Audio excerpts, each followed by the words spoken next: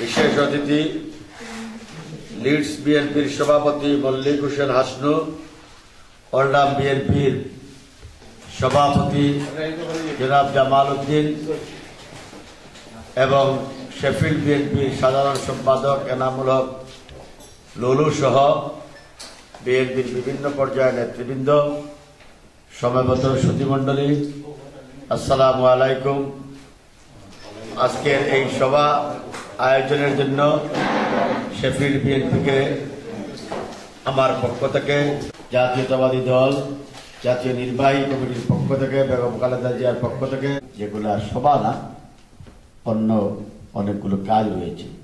এরপরেও আপনাদের নেতৃবৃন্দের পীড়াপিড়িতে, বিশেষ করে লুলুর তারিখে লন্ডনে ওয়াটার লিলি হলে যুক্তরাজ্য বিএনপি, এটাই সবচেয়ে আনুষ্ঠানিক ফরমাল। তৎকালীন সরকারে তাদের ব্লুপ্রিন্ট বাস্তবায়নের জন্য তাকে রাজি করাতে পারেনি, সম্মত করাতে পারেনি। মাথা নিচু করে বিদেশে নির্বাসনে পাঠানো। এখানে আসার পর তাকে দেখেছি এবং দেখে আমি খুবই কষ্ট পেয়েছি। যে আমার ধারণা ছিল যে গত 2.5 বছর এখানে চিকিৎসার মাধ্যমে হয়তো তিনি পুরোপুরি আমাদের মতো সুস্থ হয়ে গিয়েছেন, পূর্বের অবস্থায় তিনি, কিন্তু না, এখনো সেটা। 3 সেপ্টেম্বরের সভা বাংলাদেশের সব জায়গায় আনুষ্ঠানিকভাবে পালিত হচ্ছে। আমরাও 3 সেপ্টেম্বর এখানে করব। এখানকার সুবিধা অনুযায়ী রোববার না হলে আমাদের এখানকার লোকজন, নেতাকর্মীরা সভা সমাবেশে যেতে আমাদেরকে দোষারোপ করেছিল যে আমাদের আমলে চাউলের দাম বৃদ্ধি পেয়েছিল। আমাদের আমলে সর্বশেষ আমাদের ক্ষমতা হস্তান্তর করার সময় 16 টাকা চাউলের কেজি ছিল। আজকে সেই চাউল কিন্তু 40 টাকা। আমাদের তারা গত নির্বাচনে ওয়াদা করেছিল জনগণের কাছে যে তারা ক্ষমতায় গেলে কৃষকদেরকে বিনামূল্যে সার দেবে। আজকে বিনামূল্যে সার দেওয়া দূরে থাক, কৃষকরা 3 গুণ দামেও সার কিনতে পায়। তারা গত নির্বাচনের সময় বলেছিলেন যে ক্ষমতায় গেলে ঘরে ঘরে চাকরি দিবেন। আজকে ঘরে ঘরে চাকরি দেওয়া তো সম্ভব হয়নি, বরং যাদের চাকরি আছে তাদেরকে চাকরিচ্যুত করা। আজকে আমাদেরকে ওই নির্বাচনে তারা যে দোষারোপ করেছিল জিনিসপত্রের দাম, চাউলের দাম তো বললাম, সোয়াবিন লিটার ছিল, তেলের দাম ছিল আমাদের সময় 40 টাকা 45 টাকা, এখন কিন্তু 120 টাকা। আমাদের আমলে ডাইলের কেজি ছিল এই 40-45 টাকা, এখন কিন্তু 115 টাকা 20 টাকা। আমাদের আমলে যে রসুন ছিল 14 টাকা, এই রসুন কিন্তু এখন কখনো কখনো 350 টাকা বিক্রি হয়, আর 100 টাকার উপরে তো আছে। আমাদের আমলে যে হলুদের কেজি ছিল 100 টাকা, এখন কিন্তু 500 টাকা। আমি বলে শেষ করতে পারবো না। এই হচ্ছে জিনিসপত্রের মূল্যের ঊর্ধ্বগতি। এখন দেশ পরিচালিত করতে না পেরে দ্রব্যের নিত্য প্রয়োজনীয় দ্রব্যমূল্যকে ক্রয় ক্ষমতার মধ্যে রাখতে ব্যর্থ হয় এই সরকার। এখন কি বলে জানেন আপনারা? অর্থমন্ত্রী গত 2 সপ্তাহ আগে 3 সপ্তাহ আগে বলেছেন যে বাংলাদেশের মানুষকে যে আপনারা সপ্তাহে একদিন বাজারে যায়েন না, কম যান, অর্থাৎ কম কিনেন কম খান। আর এর পরের সপ্তাহে বাণিজ্য মন্ত্রী বলে ফেলেছে বাংলাদেশের মানুষকে যে আপনারা কম খান। আর শেখ হাসিনা ঈদের আগে গত 4-5 দিন আগে বলেছেন যে আপনারা ঈদের সময় কেউ দেশের বাড়িতে যাওয়ার দরকার নাই, যে যেখানে আছেন সেখানে থাকে। কেন বলেছেন? ঢাকার সাথে সড়ক যোগাযোগ অনেক জেলা সদরের বন্যাও হয় নাই, ভূমিকম্প হয় নাই, এরপরেও বিচ্ছিন্ন। এই যে গত 2 বছর ছিল তত্ত্বাবধায়ক ফখরুদ্দিন মইনুদ্দিন, আর এখন আছেন হাসিনা বিবি। এই 4.5 বছরে এই রাস্তাগুলা মেনটেনেন্সের কাজ হয় নাই। আপনাদের যেমন, আমি তো আপনাদের মনে হয় 6 মাস পরে পরে মনে হয় মেনটেনেন্স হয়, রাস্তার উপর নিউ সিলকুট হয়, কার্পেটিং করে, রাস্তা সঠিক ঠিক রাখেন। কিন্তু 4.5 বছর যাবৎ রাস্তাতে এগুলো সিলকুট করতে পারে, বড় বড় রাস্তা। এই কারণে এখন গাড়ি চলে না, বাস বন্ধ, ট্যাক্সি বন্ধ, বাড়িতে যাওয়া। অর্থাৎ কত ব্যর্থ তারা। কদিন পরে বলবেন যে আপনারা সব নিজে নিজেই কবরে চলে যান। এই হচ্ছে বাংলাদেশ। এটা আমার কথা না, এরা সংবাদপত্র, এই ইলেকট্রনিক্স মিডিয়ার মাধ্যমে সারা দুনিয়া দেখতেছে। আইন শৃঙ্খলা তো নাই, আইন শৃঙ্খলা নাই। এখন পুলিশ তার আইনের মাধ্যমে, দেশের যে আইন আছে আইনের মাধ্যমে পুলিশ চলতে পারে না। পুলিশকে চলতে হয় এমপি সাহেব, মন্ত্রী সাহেব, তারা তো আসেনি। তাদের পরে তাদের ছাত্রলীগ, যুবলীগ, সন্ত্রাস লীগ, আওয়ামী লীগ, তাদের কথা প্রত্যেকটা থানায় এমন আওয়ামী লীগের লোকজন, যুবলীগের লোকজন, ছাত্রলীগের লোকজন নিজেরা চেয়ার পেতে বসে থাকে সকাল 9টা থেকে রাত 3টা পর্যন্ত। দারোগা, ওসি সাহেব তারা নিজের ইচ্ছা মতো, কেউ অভিযোগ নিয়ে গেলে অভিযোগ দায়েরও করতে পারে না, কাউকে মিছা অভিযোগ কারোর উপর দিলে সেটাও তারা বিবেচনা করাতে পারে না। আওয়ামী লীগের নেতারা বলে থাকে, তারা বললে মামলা নাও, তারা বলে ওরা কোন ফাইয়া কোন, ওনারা যাহা বলেন তাই হতে। আমার এলাকা যেটা,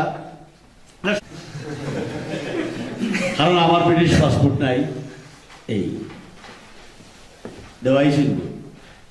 আজকে লন্ডন হিসাব আপনার বাড়িতে বলতো লন্ডন হিসাবে কইরা আমি ওই যে আপনারা ফোন করছিলাম, আমার বাসা দখল করছিলাম আওয়ামী লীগে, আমি অমুক তখন বাসা দখল ব্রাডমুট খাই লাইতে আমার তাই আওয়ামী লীগ ক্ষমতা দেওয়ার পরে 6 মাসের মতো বিশ্বনাথ বাজারে তখন বাসা দখল করেছি। তা আমারে ফোন করছে, তখন বলে আমারে ফোন করিয়া লাভ করে এমপিও নাইলে ব্রিটিশ মানুষে ব্রিটিশ মানুষের বাসা দখল যদি আওয়ামী লীগে করে আমি করবো, আমি কিছু করতে পারতাম, আমি পাওয়ারও নাই। কিন্তু আমি যখন পাওয়ারও আসলাম এই ধরনের কোনো ঘটনা ঘটে না। যেখানে 2-1টা ঘটছিল আমি সাথে সাথে রিকভারি করে হ্যান্ড ওভার করছি, সাথে সাথে রিকভার করে দেয়। এই সম্ভবত এই যে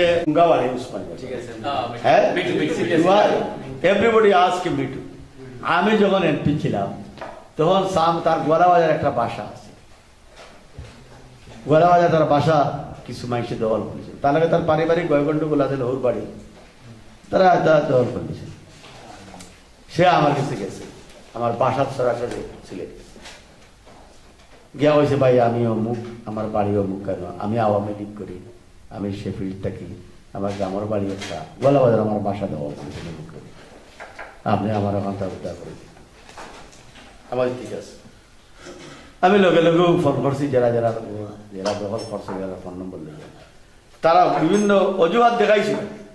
আমরা কোনো অজুহাত দেখাই লাভ নাই, তার অফেন্স দোষ ত্রুটি যা থাকে আপনারা থানাত কোর্টও মামলা হবে, আর এটা ফেস করবো। বাট বাসা দখল করার তো এখতিয়ার আপনার নেই। চাবি দিলেও গা বাসা ফিরত, আর না দিলে আমি পুলিশ দিয়ে রিকভারি করি চাবি নিয়ে তারা, এবং চাবি দিছি, এবং তারাও তার বাসার চাবি তারা চাইছে। এইরকম ঘটনা যে 2-1টা করছে আমি করছি। এইটাই হলো গুড গভর্নেন্স, এটাই হলো সুশাসন, এটাই হলো আইনের শাসন, ঠিক কিনা? আজকে বাসা দখল হয়, কিন্তু বাসা না, এই বিশ্বনাথ হেডকোয়ার্টারে থানা থেকে 200 গজ দূরে ব্রিটিশ প্রবাসী শেখ তাহির আলীকে নৃশংসভাবে ডাকাতরা ডাকাতি করে খুন করলো। আজ পর্যন্ত একটা আসামি গ্রেপ্তার হয় নাই। এই আসামিরা যুবলীগ করে, ছাত্রলীগ করে, শ্রমিক লীগ করে, আওয়ামী লীগ করে, এই কারণে একটা আসামি গ্রেপ্তার হয় নাই। এই হচ্ছে বর্তমান এমপি সাহেব এবং দেশে আইন শৃঙ্খলা পরিস্থিতি। আপনারা জানেন না শেখ তাহির আলী যে নিহত হয়েছে, অথচ শেখ তাহির আলী নিহত হওয়ার পরে যিনি এমপি শফিকুর রহমান সাহেব তার বাসায় গিয়েছিলেন, লাশকে সামনে রেখে শেখ তাহির আলীর স্ত্রী এবং ছেলেদেরকে বলেছিলেন, তখন এসপিও সামনে ছিল, সিলেট রেঞ্জের ডিআইজিও সামনে ছিল। এই পুলিশের এসপি ডিআইজির সামনে শফিকুর রহমান বলেছিলেন যে 24 ঘন্টার মধ্যে আমি খুনিদেরকে গ্রেফতার করাবো। খুনিরা তো 24 ঘন্টার মধ্যে গ্রেফতার হয় না, আজকে 2 মাস এক্সিড হয়ে গেছে। এই খুনিরা এখন ওনার ডানার নিচে থাকে, মুরগি যেই রকম। আর এই করিডোর বাস্তবায়িত হলেই ভারতের গাড়ি যাবে আমাদের উপর দিয়ে, শুধু গাড়ি যাবে না, তাদের সাধারণ জিনিসপত্র যাবে না, মালামাল যাবে না। এই রাস্তা দিয়ে তাদের আর্মস যাবে, গোলাবারুদ যাবে, তাদের সোলজাররা যাবে। এখন আমার দেশের উপর দিয়ে তাদের রাস্তা দেওয়ার পর তাদের সোলজার, তাদের গোলাবারুদ যদি যায়, ভারতের মতো বিশাল রাষ্ট্র, বাংলাদেশের মতো ছোট রাষ্ট্র, এই রাষ্ট্রের কোন স্বাধীন অস্তিত্ব থাকবে বলেন? থাকবে না। সেই ব্যবস্থা হচ্ছে। সংবিধান সংশোধন করে আল্লাহর উপর আস্থা এবং বিশ্বাস, এই কথাগুলো শেখ হাসিনা তুলে দিয়েছে।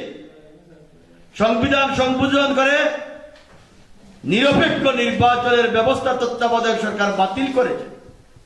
তিনি তার বাপের পথ অনুসরণ করে একদলীয় শাসন ব্যবস্থা কায়েমের ব্যবস্থা তিনি করেছেন, চিরস্থায়ী করেছেন। এর জন্য তো বলেন তিনি ভিশন 2021, অর্থাৎ 2020-21 সাল বছর। আমি একটা কথা বলে যাই, ম্যান প্রপোজেস, গড ডিসপোজেস। মানুষ যা চিন্তা করে আল্লাহ তা পূরণ করে না, ঠিক কিনা? শেখ মুজিবও তো ক্ষমতায় আসার পরে মনে করেছিল আল্লাহর পরে তিনি, ঠিক না? তৎকালীন শেখ মুজিবের জনপ্রিয়তা আসলেই আকাশ চুম্বি ছিল। ওইভাবে হবে। তবে ইনশাআল্লাহ ওই দিন 6 মান্থ শেখ হাসিনা আর বাংলাদেশের রাষ্ট্রীয় ক্ষমতায় থাকতে পারবে না। আমরা তাকে বিতাড়িত করব, গণতন্ত্র প্রতিষ্ঠিত হবে, বাংলাদেশে আইনের শাসন প্রতিষ্ঠিত হবে, বাংলাদেশে আইনের শাসন প্রতিষ্ঠিত হবে, বাংলাদেশে সুশাসন প্রতিষ্ঠিত হবে, বাংলাদেশে আল্লাহর উপর আস্থা এবং বিশ্বাস, সংবিধানে এগুলা পুনঃস্থাপিত হবে এবং বিদেশিদের দাসত্বের শৃঙ্খলে বন্দী করে যে সমস্ত আইন করা হচ্ছে তাও বাতিল হবে এবং তারেক রহমান বীরের বেশি বাংলাদেশে ফিরে যাবে। আপনাদের সকলকে অসংখ্য ধন্যবাদ এবং অভিনন্দন জানিয়ে আমার বক্তব্য শেষ করছি। আল্লাহ হাফেজ। জাতীয়তাবাদী দল বিএনপি জিন্দাবাদ, বেগম খালেদা জিয়া জিন্দাবাদ, শহীদ জিয়া অমর হোক।